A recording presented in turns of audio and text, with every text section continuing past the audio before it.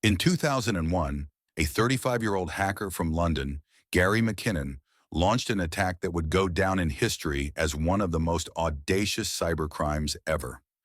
Using basic, off-the-shelf hacking tools, McKinnon penetrated NASA's systems with ease. His first hack was deceptively simple, exploiting weak security holes in NASA's infrastructure, particularly unsecured Windows machines. This exposed a glaring vulnerability in NASA's cybersecurity, allowing McKinnon to infiltrate systems that were supposed to be guarded by some of the world's most sophisticated security measures. Once inside, McKinnon didn't just snoop around, he went on a digital treasure hunt, seeking information he believed had been hidden by the government for decades. His focus? UFOs, free energy, and extraterrestrial technology. Using remote access tools, McKinnon combed through NASA's extensive archives, searching for anything that could confirm his long-held theories about alien encounters and government cover-ups. He didn't just break in, he was driven by a personal mission to expose what he believed was being kept secret from the public. But McKinnon's digital heist didn't stop at NASA. He broke into 13 other U.S. military and government systems, including the Army, Navy, and Air Force. He used the same straightforward approach, exploiting weakly secured Windows systems, and gained access to highly sensitive military data. McKinnon's operations were more than just unauthorized access.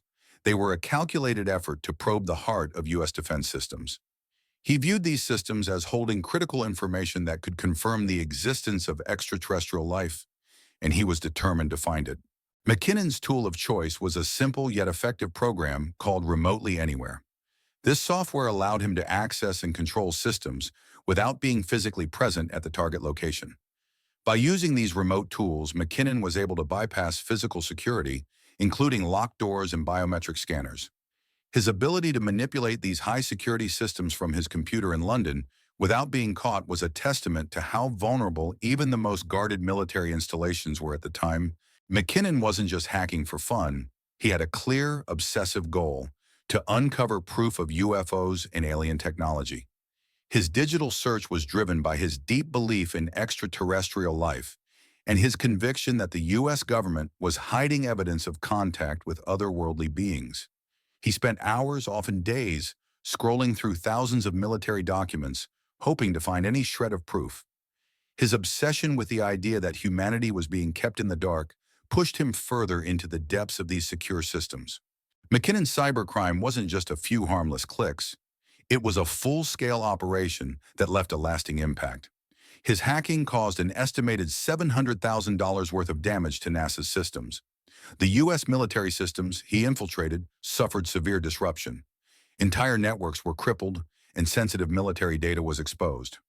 McKinnon's intrusions proved how easily critical national security systems could be breached, highlighting the need for stronger cybersecurity across all government sectors. Despite the significant damage he caused, McKinnon saw himself as a whistleblower rather than a criminal. He claimed that his hacking was a mission to uncover the truth about UFOs, extraterrestrial technology, and government secrecy. He argued that the public had the right to know what the government was hiding, and he believed that exposing these secrets was for the greater good. McKinnon saw himself as a defender of truth, not a villain.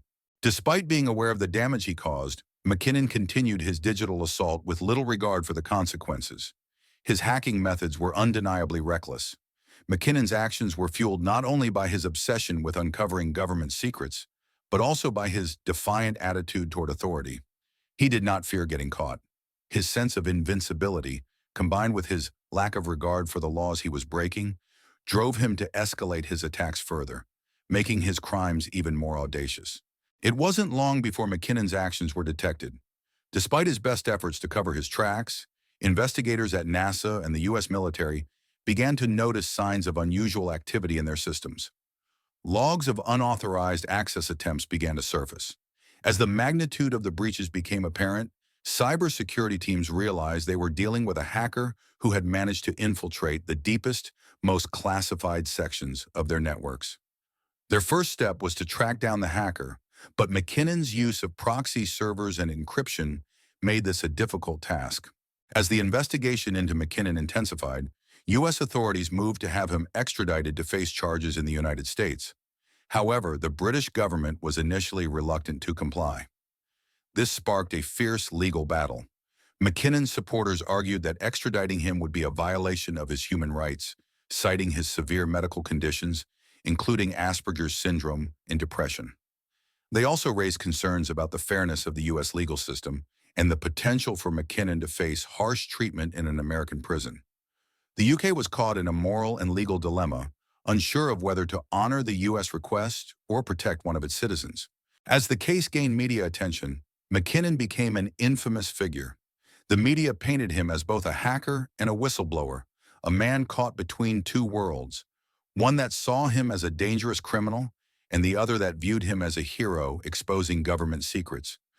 News outlets from around the world reported on his actions, fueling a public debate about government transparency and the ethics of hacking for a cause.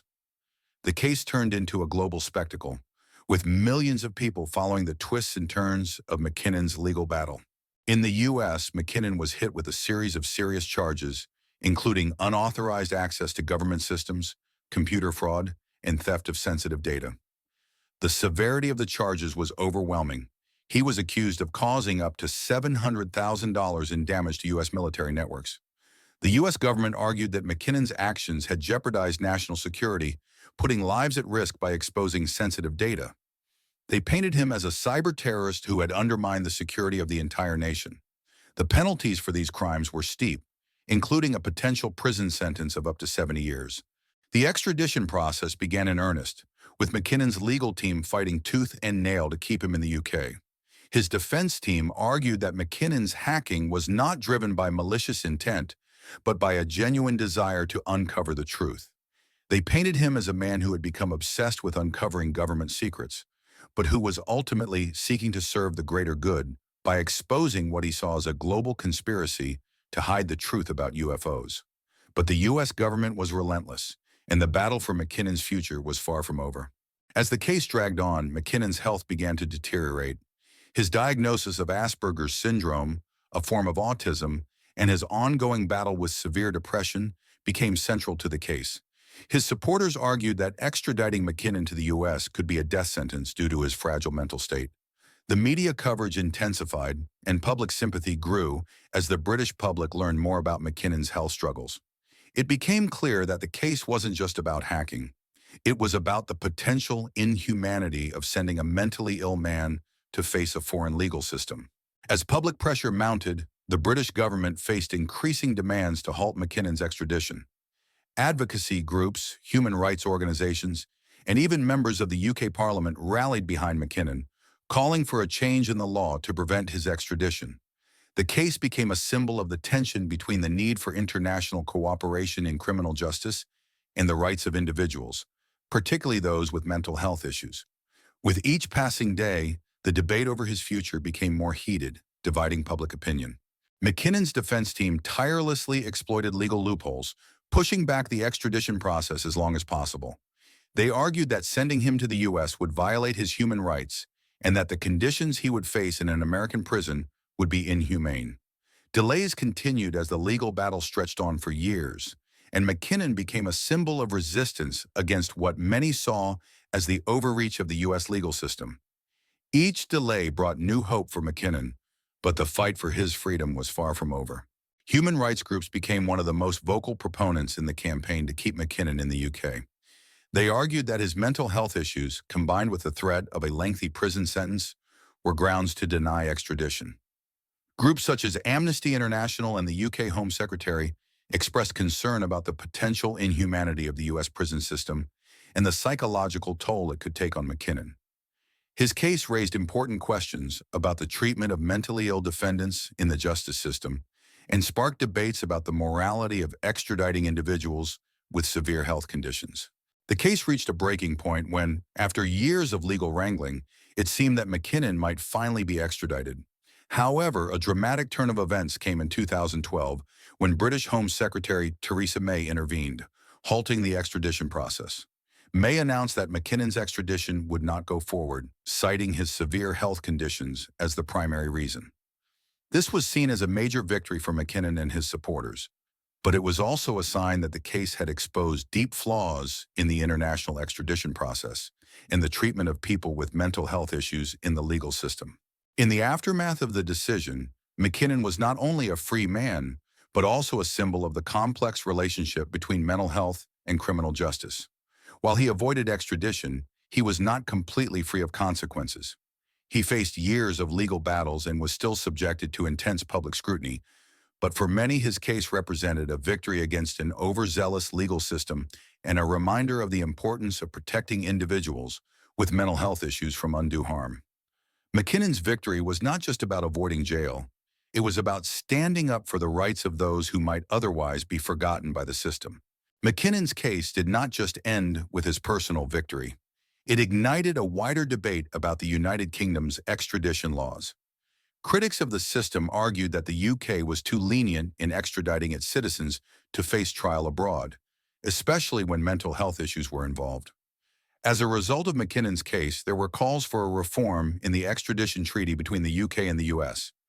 The public outcry led to more careful scrutiny of how extradition cases were handled, especially when it came to people with health problems like McKinnon's. Gary McKinnon's case remains one of the most high-profile hacking incidents in history. It serves as a reminder of the risks of online hacking, the vulnerabilities in national security systems, and the blurred lines between obsession and criminality. While McKinnon never faced the consequences of extradition to the United States, his case remains a warning to hackers and governments alike. It also spurred important conversations about mental health, privacy, and the extent to which governments should shield their secrets from public scrutiny. Gary McKinnon may have won his legal battle, but the lasting impact of his actions will continue to influence cybersecurity discussions for years to come.